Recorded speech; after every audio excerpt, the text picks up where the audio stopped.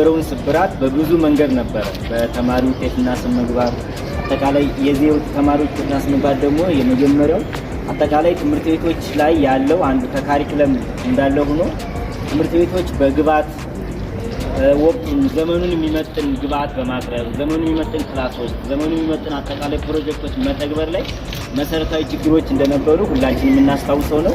ስለዚህ ከዚህ አንፃር በትምህርት ቤቶች በርካታ ተግባራቶች የሪፎርሙ አንዱ አካል ሆነው ተከናውነዋል።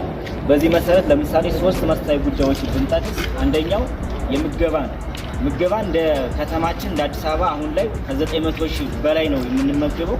እንደ ክፍለ ከተማችን ደግሞ ከ19,700 ኦልሞስት 20,000 ተማሪዎችን በአንደኛ በቅድመ አንደኛና በመካከለኛ ደረጃ ሙሉ ምገባ የቁርስና የምሳ ፕሮግራም እንዳለ ታውቃላችሁ። ዩኒፎርም፣ ጫማ፣ እስክሪብቶ፣ ደብተር እነዚህ ሙሉ ግብዓት በማስቀጠል ለአንደኛ እስከ ሁለተኛ ደረጃ ደግሞ አጠቃላይ በመንግስት ብቻ የሚማሩ ከ27,000 በላይ ተማሪዎች ሙሉ የዩኒፎርምና የትምህርት ቁሳቁስ አቅርቦት በማድረግ እያስተማርን ነው የምንገኘው።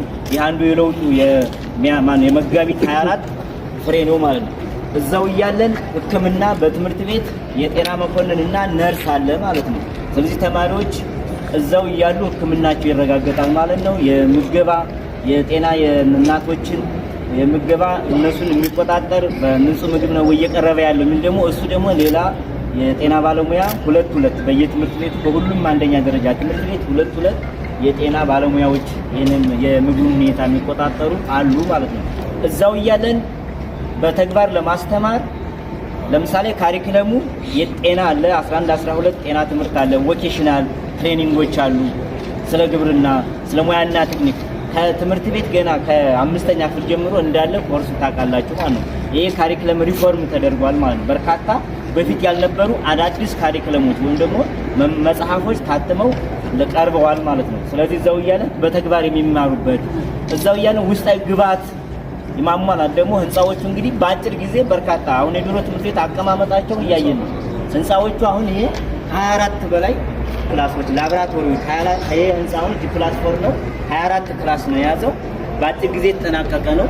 እንግዲህ በሁሉም ትምህርት ቤቶች ነው ከተማ አስተዳደሩ በዚህ ልዩ ፕሮጀክት ነው ሰጥቶ በዚህ አመት ብቻ 370 ሚሊዮን ብር ነው ለትምህርት ሁሉም 370 ሚሊዮን ብር እየተተገበረ ያለው ማለት ነው። ይሄ ጂ+4 ነው።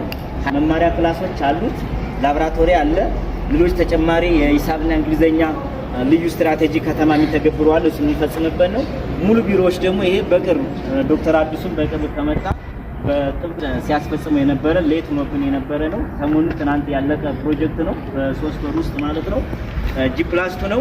ሙሉ የመምህራን ምቹ ሁኔታ ከታች አለው። ከላይ ደግሞ የተለያዩ የአስተዳደሩ ቢሮዎች ስለዚህ ሙሉ ግብዓት በተሻለ ከተማዋን ይመጥን ከተማዋ ያያችኋት ነው እየለማ ትምህርት ቤቶችም ወደ ኋላ አቀማመጣቸው አጠቃላይ ግብዓታቸው ህንፃዎቻቸው ግቢያቸው የነበረውን ታውቁታላችሁ። አሁን በየትኛውም ትምህርት ቤት ስትገቡ እሱን አታገኙ። ትምህርት ለትምህርት ግቢው ንጹህ ነው። መማሪያ ክላሶቹ ንጹህ ናቸው። አጠቃላይ ከተማ ግብርና ይተገበራል። እያንዳንዱ ግብዓት በተሟላ መልኩ እየሄደ ነው ያለ። ከተማሪ ውጤትና ስነ ምግባርን ሁሉም ክፍል ብትገቡ አሁን ቅዳሜን እንደ ስራ ቀን ነው በትምህርት ስርዓቱ ላይ ያደረግነው።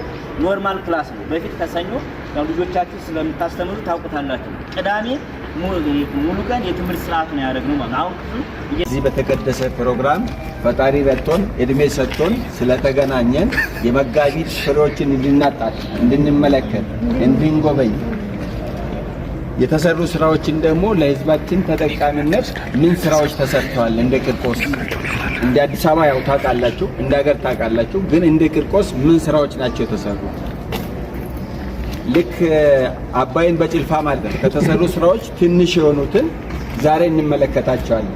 ስለዚህ ፓርቲያችን ብልጽግና ባለፉት 7 ዓመታት ከለውጡ ማግስት ጀምሮ በርካታ ስኬቶችን ፈተናዎችንም አልፎ በፈተናዎች ተፈትኖ ያሸነፈ አገር እያሻገረ ህዝብ እያሻገረ የህዝብን ተጠቃሚነት በማህበራዊ በኢኮኖሚያዊ ዘርፍ እያረጋገጠ ያለ ፓርቲ ነው።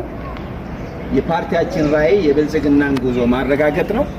እንደ አገር ተወዳዳሪ የሆነች ብቁ የሆነች አሸናፊ የሆነች ረጂ እንጂ ተረጂ ያልሆነች ሀገር ለነዋሪዎቿ ምቹ የሆነች ሀገር፣ ደረጃዋን የጠበቀች ሀገር ለማሻገር እየተጋ ነው ያለው። በዚህ ውስጥ እዚህ የተገኙ የህብረተሰብ ክፍሎቻችን የአንበሳውን ድርሻ ይወስዳሉ።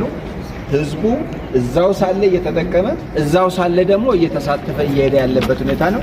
ከመቼውም ጊዜ በላይ የህዝብን ተሳታፊነትና ተጠቃሚነት ያረጋገጠ ፓርቲ ነው።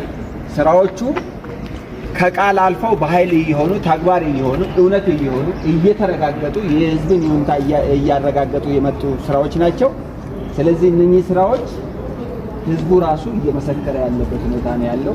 ስራው ጠቅላላ ሰው ተኮር የሚሰሩ ልማቶቻችን ጠቅላላ ሰው ተኮር ሰውን ትኩረት ያደረጉ ግን ደግሞ ተመልሰው ለሰው ተጠቃሚነት ለሰው እኩልነት በፍትሃዊነት ለማረጋገጥ እየሰራ ያለ መንግስትና ፓርቲ አለ።